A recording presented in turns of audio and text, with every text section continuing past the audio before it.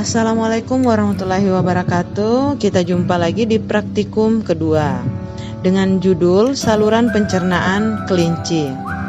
Dengan saya, Ibu Jamila SPT MSc. Tujuan praktikum kali ini yaitu mahasiswa dapat menyebutkan urutan saluran pencernaan kelinci, kemudian mahasiswa mampu menjelaskan fungsi dari tiap-tiap organ pencernaan, dan yang ketiga, mahasiswa mampu menjelaskan mekanisme kapropagi. Alat dan bahan untuk praktikum yaitu kelinci, kapas, alkohol, pisau bedah, pingset, pentul, gunting bedah, papan triples atau papan preparat. Nah, keunikan kelinci itu yang kita ketahui yaitu dapat melakukan kapropagi. Saluran pencernaan pada kelinci ini dapat dilihat dengan membedah bagian abdominal. Prosedur praktikumnya yaitu yang pertama membius kelinci dengan alkohol, kemudian merenggangkan kedua kaki dan tangan kelinci, kemudian tusuk dengan pentul pada papan preparat. Posisikan pisau bedah menghadap ke bagian bawah, potong dengan hati-hati mulai dari bagian rahang hingga ke bagian anus. Tarik ke samping kulit perut dengan pingset lalu pentul. Kemudian membuka dada dan tutup perut dengan hati-hati. Selanjutnya mengamati bagian organ pada kelinci. Selanjutnya memisahkan dengan hati-hati organ pencernaan dengan badan kelinci. Kemudian terakhir membentangkan saluran pencernaan pada papan preparat untuk mempermudah pengamatan. Setelah dibentangkan akan nampak seperti ini. Jadi saluran pencernaan pada kelinci dimulai dari mulut. Di mulut pakan dicampurkan dengan saliva.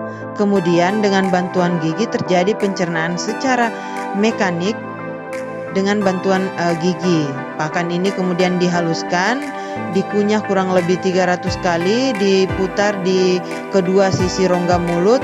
Kemudian setelah halus, makanan akan turun ke esofagus. Di esofagus ini adalah merupakan penghubung antara mulut dan lambung. Jadi setelah dari mulut, makanan itu melewati esofagus untuk selanjutnya menuju ke lambung mengalami proses pencernaan lebih lanjut.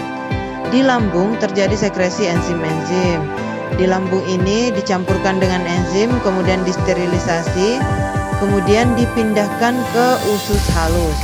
Nah, di usus halus ini terjadi penyerapan protein, karbohidrat terjadi di usus halus. Kemudian setelah terjadi penyerapan di usus halus, pakan yang tidak tercerna seperti serat itu selanjutnya bergerak ke sekum. Kemudian yang tidak berserat menuju ke atau ke sisa makanan itu menuju ke usus besar. Selanjutnya sekum. Di sekum ini terjadi fermentasi. Jadi pakan yang tadinya mengandung serat akan difermentasi di sekum kurang lebih 4 jam. Itulah yang nantinya akan keluar ke usus besar. Keluar ke usus besar.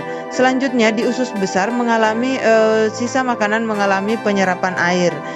Sisa makanan tadi yang dari usus langsung ke usus besar akan menjadi fecal pills, kemudian yang berasal dari sekum akan menjadi cecal pills. Selanjutnya akan terakhir yaitu anus, jadi sisa makanan akan keluar melalui anus. Selanjutnya kita ke mekanisme kapropaginya.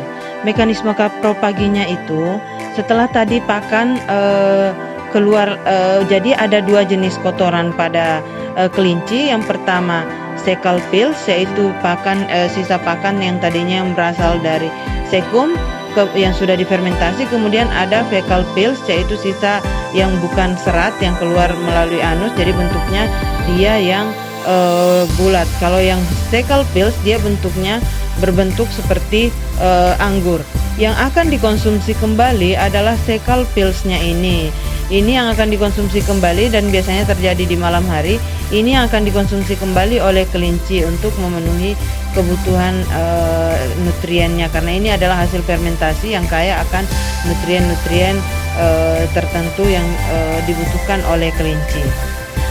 Sekian untuk praktikum hari ini, semoga bermanfaat.